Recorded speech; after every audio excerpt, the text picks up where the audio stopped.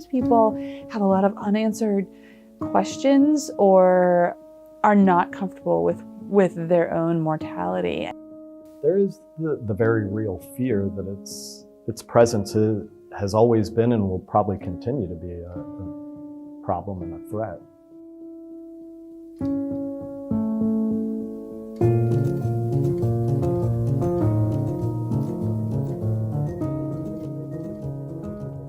Cool places to visit in Richmond, or historical places to visit in Richmond, interesting things to do in Richmond, and on all three of those searches, the same thing that kept popping up was the Hollywood Cemetery. And I kept asking myself, why is a cemetery like the coolest part, interesting, most historic part of Richmond, and why don't I know more about it? There's so much history, so many different aspects of things just from the Richmond area throughout like the past like 300 years there. Yeah. And I think that it hasn't got a lot of light shed onto it. People visit cemeteries because they're interesting. They have different people are drawn by different things. In some cases, you're in touch with history in kind of a personal, connected way. Sometimes, like doing an architectural tour feels very distant, but a cemetery feels like, oh, these are real people, and it sort of makes history come alive for them. History like the President's Circle, which overlooks the James River, and where former presidents James Monroe and John Tyler are laid to rest. 8 of the first 9 terms of presidents belong to people from Virginia. So James Monroe is very much a part of that legacy of the role Virginia played in the founding of the nation. He had served in the Continental Army. Only a few feet away from Monroe's reliquary stands John Tyler's tomb. So John Tyler is elevated, although at the time the Constitution was not clear if the vice president assumed the full powers of presidency when the president died, or if they became the president or just assumed duties of the presidency. Basically, John Tyler sets this example by taking the oath of office and declaring himself president. Shannon and I decided to take a walking tour with the Valentine Museum to delve deeper and learn more about the cemetery. There are over 8,000 Confederate soldiers buried here. They all died during the Civil War. Now, most of these people are enlisted men, private sergeants.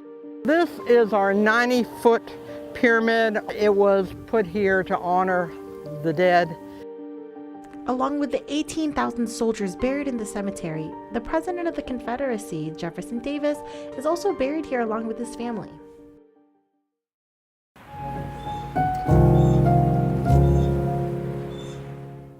Presidents aren't the only famous people buried in Hollywood Cemetery. Other residents include a prince and princess, a Titanic survivor, and a Supreme Court justice. However, many people come here for paranormal reasons, in hopes of getting a glimpse of some of Hollywood's other famous residents. Sometimes people have a lot of unanswered questions or are not comfortable with their own mortality. And so coming face to face with that in a cemetery can drive some people into a really uncomfortable place. Many people feel senses of paranormal elements in cemeteries. Hollywood is home to over 85,000 graves, and some of its residents are more famously known than others. The Iron Dog is one of the first statues you see upon entering the cemetery, and is known for being a more active resident. You will hear accounts like around Halloween that he growls at people, that type of thing. The dog watches guard over a 3-year-old girl named Bernadine Rees. She passed away in 1862 from what many believe to be scarlet fever. Bernadine loved the family-owned dog statue so much that it was placed on her grave in the Hollywood Cemetery. Without it watching over her, the Iron Dog was in danger of being melted down to make bullets during the Civil War. Cemetery goers often place toys on the girl's grave as a commemorative memorial site. A more popular story that stems from the Hollywood Cemetery is the Richmond Vampire. One of Richmond's oldest urban legends is the Richmond Vampire. It started after the collapse in the Churchill Tunnel in October of 1925. The story of the Richmond Vampire gets connected to this idea that a person came out of the tunnel after the collapse and looked like their skin was falling off and looked monstrous. All right, so this is W.W. Poole's mausoleum. He is rumored to be the Richmond vampire. They saw, as the train in the Churchill Tunnel exploded and people were running out, trying to get away, they saw someone come out that was disgusting. His skin was falling off. Everything was like wrong with this person, and they saw him run to the Hollywood Cemetery and go into this tomb. And maybe there is a real kernel of truth there. There was one individual that came out of the tunnel who had been scalded, and his flesh was burnt from the boiler of the engine.